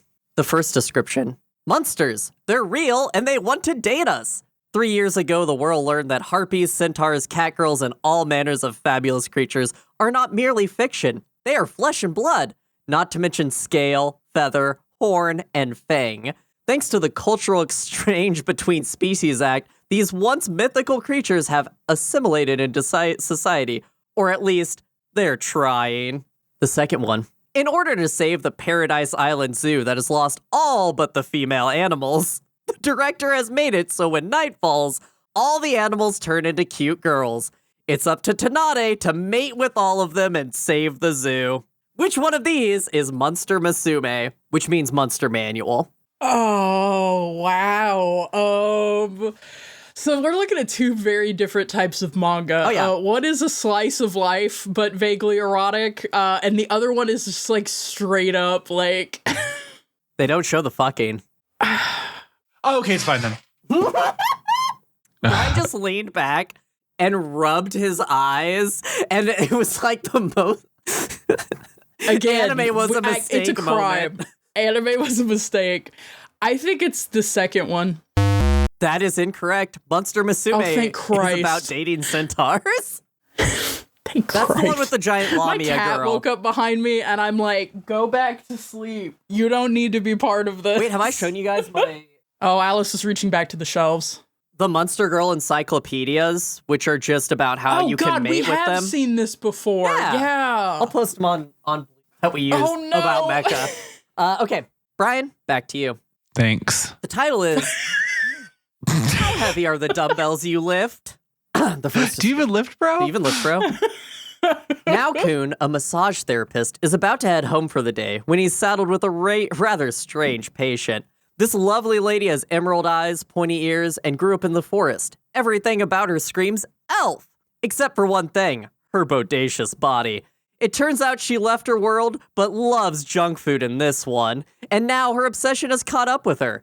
Can Naokun help this lovable elf girl lose the weight and keep it up? The second one. Sakura Hibiki is your average woman with a voracious appetite. Noticing her clothes tightening in lieu of her slowly expanding waistline, she decides to look into enrolling in the nearby gym.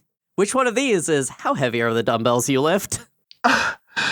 Everyone, close this. Don't close our podcast. We need the listens. Close Dynasty scans and go watch Love Lies Bleeding. I don't know. Watch something. These were on Manga Decks, thank you. Oh my God. didn't put Go Yuri play in this. Marvel Rivals. I didn't put Yuri in this list. I'm not doing that. The first one? Wrong. It is the second one. It's about a girl who gets a little heavy and she goes to work out at the gym, and it's just porn shots of girls working out at a gym. Now, the anime is great because at the end of each anime, there's a 3-minute workout segment with the muscle-ripped dude, that guy character, and it actually teaches you how to do little workouts in your room, you fucking otaku. All right, Niko, back to you. The title is... I'm damaged. I hope none of us get any points. I hope we die hand in a lovable hand. My little Resident Evil thing says danger and it's red. Yeah. I'm throwing green herbs at you to keep you alive for this. Perfect. Green herb takes a big rip. Niko, I'm sorry. The title of this one is called Do You Like Big Girls? This one feels targeted. This is an visual medium people don't know. Hey, everybody, I'm fat. Just FYI. Let's get into it. Sauna Tachibana jumps from one part-time job to the next, just coasting through life. He's unremarkable except for being pretty short. One day, he's roped into a new gig, working as a gopher for his older sister's college volleyball team. Suddenly surrounded by a bunch of voluptuous women who all tower over him, Soda finds himself the subject of more female interest than he's ever had. Yo, this is like the fucking TikTok series of the super short dude, the super tall woman where he keeps having to like get on ladders and get piggyback rides. Hell yeah, brother. I thought this was going in a bad direction. It was Big Girls, well, I haven't heard the second one yet. The second one. The mysterious giant underground labyrinth Tartarus. There, adventurers day and night venture looking for treasures and other riches. The rookie adventurer Rabbi, who has challenged the dungeon due to his bad luck, falls into a trap. It is at that moment when he meets a large beast woman merchant named Firo, with whom he makes a deal to be her #1 customer. Which one of these is, do you like big girls? Volleyball time. That is correct! Oh, 1 point. Large women. I'm so glad. Listen, That's Niko with 1 point in the fetish manga quiz. Brian was 0. I do have tears rolling down my cheeks. Or period rating. I gotta say, I'm 6 feet tall as well, and I do be liking short women, so this is realistic. This guy has entered a reverse harem situation, not in that there's a bunch of guys, but in that there's a bunch of women and they all want to eat him. So a harem. Yeah, a harem, sorry. I forgot what a harem was. I blacked out from mental damage. Brian, this next one's for you. Yeah. The title is Show, Stare, Just the Two of Us. Description 1. She is the perfect girl, beautiful, clever, and with lots of friend. He is an ordinary boy in the class, staring at her from afar. But then he sees her in a very compromising situation. How will she react? The lives of these two will now intermingle with totally unexpected outcomes. The second one. Sounds boring. Yeah. The thick clothes are just a camouflage to hide the fact that she doesn't wear anything under her clothes. I know this because I've been shown a lot. That girl, Hoshijima-san, is a crazy exhibitionist woman. What? You went to a false sense of security, didn't I? It has to be 2. It has to be 2. Please let it be 2. That is the craziest sentence I've ever fucking... The thick clothes are just a camouflage to hide the fact that she doesn't wear... This podcast is full of exhibitionists. None of us are wearing anything underneath our clothes, by the way. That's so true. I said my chest is too small to wear a bra. Niko, this one's for you. Yes. The title of this manga is Smell Fetish. Is it? Is it for me? Shirogane, a high school boy who suffers from extreme sensitivity to odors, finally discovered a certain aroma that can soothe his painful everyday life. Uptight, glasses-wearing Togura's scent. They used to fight like cats and dogs, but one day, Shirogane became aware of his feelings. The second... I love Perfume, the story of a murderer. The second one. I love Jeremy Fragrance. I love Richard Stink. My guy's real. You know about Jeremy Fragrance, right? Well, I do because Richard Stink is Justin McElroy's parody of Jeremy Fragrance. Okay. Yeah. I haven't listened to Bim Bam in a long time. Anyway. Yeah. Takashina, who is extremely sensitive to others' scents, only gets aroused by the smell of his senior in laboratory, Ariji. His desire of wanting to smell him just keeps on growing. And ... Niko, which one of these is smell fetish? Don't worry, they're both BL. This is a Fujoshi question. I was about to say, oh my god, the springtime of yaoi, finally. Yaoi has like very specific fetishes, and it's great. What's the Japanese word for armpit? I don't know that. I imagine having an armpit fetish. Niko, which one is it? I think it is they're like really similar in a weird way. It's almost like they're both about smell fetishes. And they're both about, I found one person who specifically does it for me. I'm going to say the first one. That is correct. Oh my god. Nope. Which means you're... The second one, here's the thing. Here's a note for you, Alice. I feel like when you lie, you add too many details. I want to... Because I was like, lab partner. I want to be very clear. These are verbatim from the description of the manga. I have done no editing. Well, what about the fake ones? Did you make those up or did you just grab a different manga? No, those aren't fake. They're just not the title. These are all real. God. Oh my god. Single thing I have read is one a of real... them, including the fat elf one. What the fuck are we doing? That's called Plus-Sized Elf. It's currently on that second season of anime. It's a very funny comedy, but it's so horny for chubby girls. I mean, more shit... Okay, hold on. Go look her up and tell me if she looks plus-sized. Chaser Niko, manga? I need you to Google plus-sized elf and tell me if that bitch fat. Oh my god. Yeah, here we go. This is officially it. Oh, of course my screen turns itself off. It's trying to protect me. In some drawings, she is fat. In other drawings, I'm not so sure. It varies so wildly. Yeah, in some drawings, she very clearly... I mean, it's the constant skinny people or people who only look at skinny people don't know how to draw fat people, so it's only a little bit of a belly, some thigh, and tits. Mostly just big tits, no big ass. No double chin. Yeah. No double chin, no heavy arms or legs or anything like that. This bitch is fat. I want to talk about one of the official models they made for her. Please enjoy. This is a fat anime girl. It's not. It's literally Still not. got the cum I'm gutters. sorry.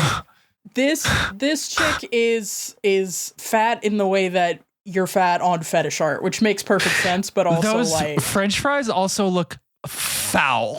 Yeah, the French fries look fucking awful. So shut the fuck about fat elves. It's time for a shut the fuck bonus fetish round. Bonus fetish. We're not gonna make it out of this fucking. We're gonna die here. Shut the fuck. I'm losing it. Fetish. I'm sorry for this entire episode.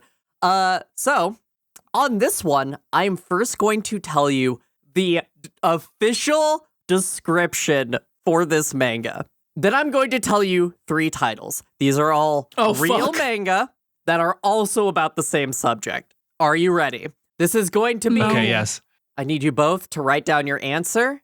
This is for all the marbles. Everything else was just emotional damage. All I've got is this little piece of paper that's already written over. Okay. I will now read the description. Okay. Tights are to be worshipped. Tights are the universe. Tights have infinite possibilities. Your choices are, number 1, Kuro tights. Oh, all these have exclamation marks at the end. I just need to be very clear. So let me say it with that. Kuro tights. The second one is Ariga tights. Like ariga tights. Yeah. The last one is a wife who heals with tights. Sorry, with the exclamation mark. A wife who heals with tights. All right, write down your answer. Which one is tights are to be worshipped? Tights are the universe. Tights have infinite possibilities. My pen stopped working, probably to stop me having to interact with this. Alice Lore, I wear tights pretty much every day except for the depths of summer. It's my favorite stylistic choice of clothing. So, are you fucking kidding me, Niko? I thought this was a pen and I opened it and it's a screwdriver. Why do you have that?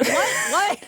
It's just on my desk. Okay. It's a reversible screwdriver, and it has a Does it have a flashlight on cap? it too. On it? It has a flashlight. Yeah, it has a cap. Okay, I was to like, cover how did you mistake that? I'm gonna write it with a highlighter, okay? Butch-ass moments, I accidentally grabbed a screwdriver with a light built into the back while going for a pin. Always ready to level something. I'm always ready to do some technical repair work. Niko's the type of person who takes the stud detector out and puts it to their chest first. I've done that like 4 times. All right, Brian, I've never which been one read. is this Tights manga? I wrote Kuro Tights. Nice. Niko? I also wrote Kuro Tights. You can't see it because I wrote it with highlighter on a yellow piece of paper, but I did write Kuro Tights because black tights to me specifically feels like a specific fetish. Yeah. Unfortunately, you're both wrong. It was It was my Ariga wife Tights. heels with tights. Oh, I was Ariga Tights. It's my wife heels with tights. That one's actually really cute and wholesome, but kinky. So yeah. Unfortunately, we have to They fall are back on our mutually old exclusive. score, which means with a score of 2-1, Niko is the fetish champion. Champion This of is the revenge for me saying that you're. fetishes. This is revenge for me saying you're the queen of Tumblr. Niko, Go you're find just Niko so on good. FetLife. Yeah. I just want to, and I just want to say, we've done a Check lot out of Niko bagging on on Pillow shit. Continue. Check me out on Patreon where you can find out where what I'm subscribed to.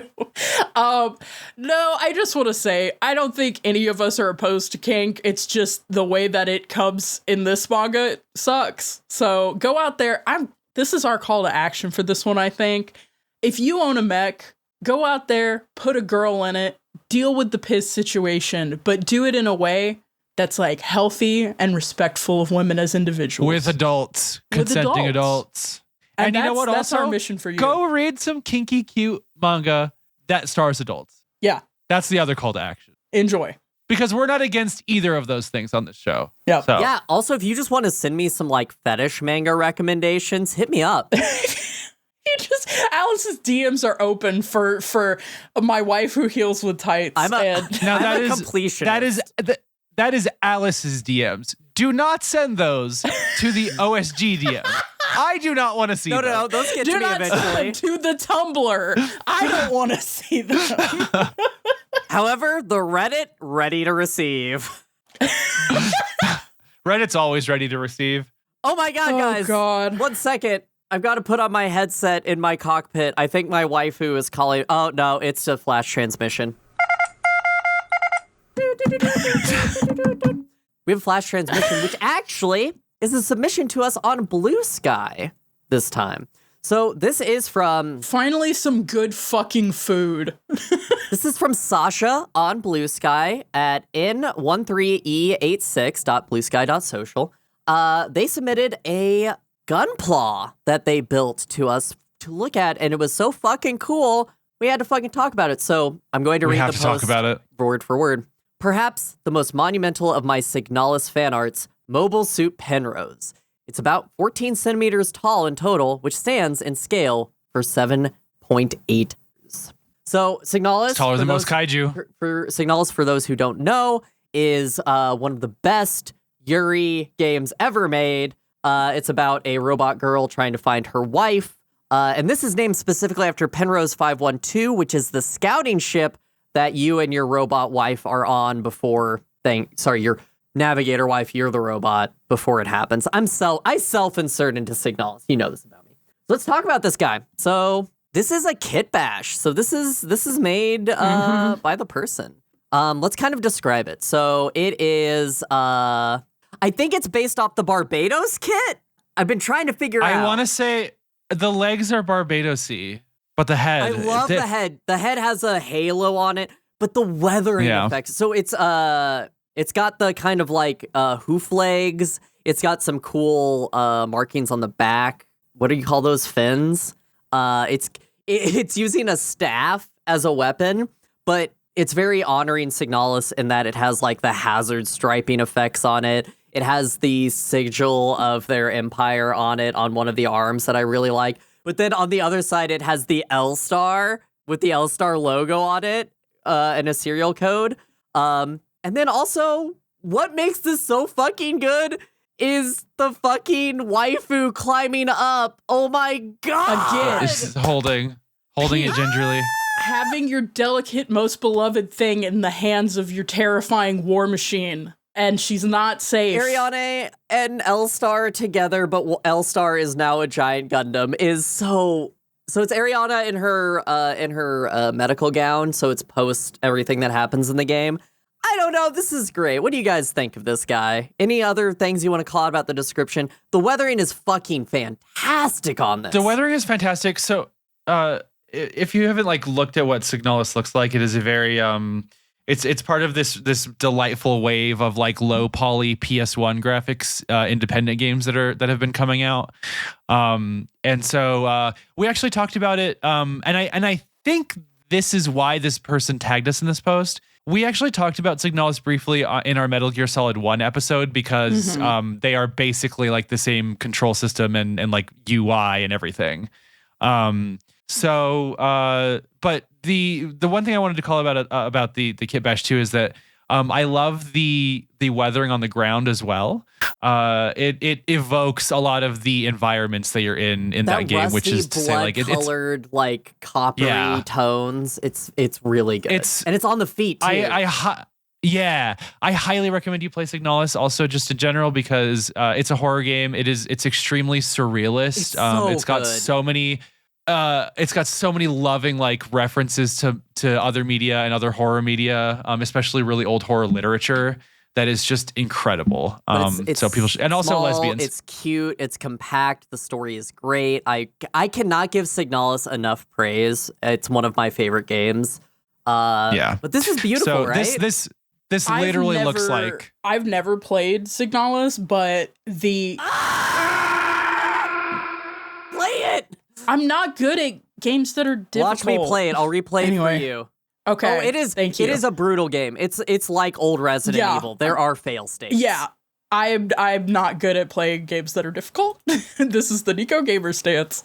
But no, I used to do a lot of miniature painting, and the thing is, it's like, what sucks about miniature painting is that you will paint something that looks absolutely gorgeous to hold in your hand, and then when you take photos of it, it's like, oh, this doesn't look as good. Like, the lines don't look as crisp. Like, the camera reveals imperfections that when you hold it in your hand, you, like, do not see. And what's killing me about this build is that it is painted and it looks fantastic in photograph, which means that if I saw this in real life, I'd probably start crying. Like, this thing looks amazing. The detailing is incredible. There's obviously some lettering that's been done, not just freehand, but like stenciled on. So there's crispness to some of the lettering, but then there's also stuff that's obviously been freehanded. That's just gorgeously done. A good kit bash, like, oh, it's so cool to take parts of different stuff and put them together to make your own custom thing. And this looks incredible. And I love the headpiece. Like, specifically, the headpiece is amazing. The way that this unit has like safety yellow, but also literal like gold, metallic gold is so The halo cool. is such a cool effect. It's fantastic. This was incredibly healing to look at after. Yeah. After this episode. I keep looking at this. I'm just like, I just keep going through the photos. I want to play Signalis again. The enemy design, like, one of the things that's haunting about Signalis is that there's an early game implication that like all of the enemies you come across are potential ends for you as the kind of creation that you are. And they have a lot of blunt shapes and they're all very like strange and white. And this evokes so much of that. I just think it's such a well done idea and concept. It really honors the style of the game. Like, this fits in the game, which is really cool. And the freehanding design on some of the logos from the game on it, I don't know. Also, whammon. Well, that was this episode of On the Shoulders of Giants, where we discussed Nuisance Daily Life of a Robot Dependent Girl. Any parting thoughts on this manga, guys? No, not really. When I inevitably write a novel that is about a woman who did an atrocity in high school and is now like an ex-con who can't get a job and lives inside a mech because the rental space for parking your mech trailer is cheaper than trying to get an apartment, and her friend is desperately trying to get her involved in the world, and they're dealing with like the everyday implications of a world built for mechs. You won't rat on me, will you? You won't rat that I stole. How many words are you into that and so made it far, by good. the way?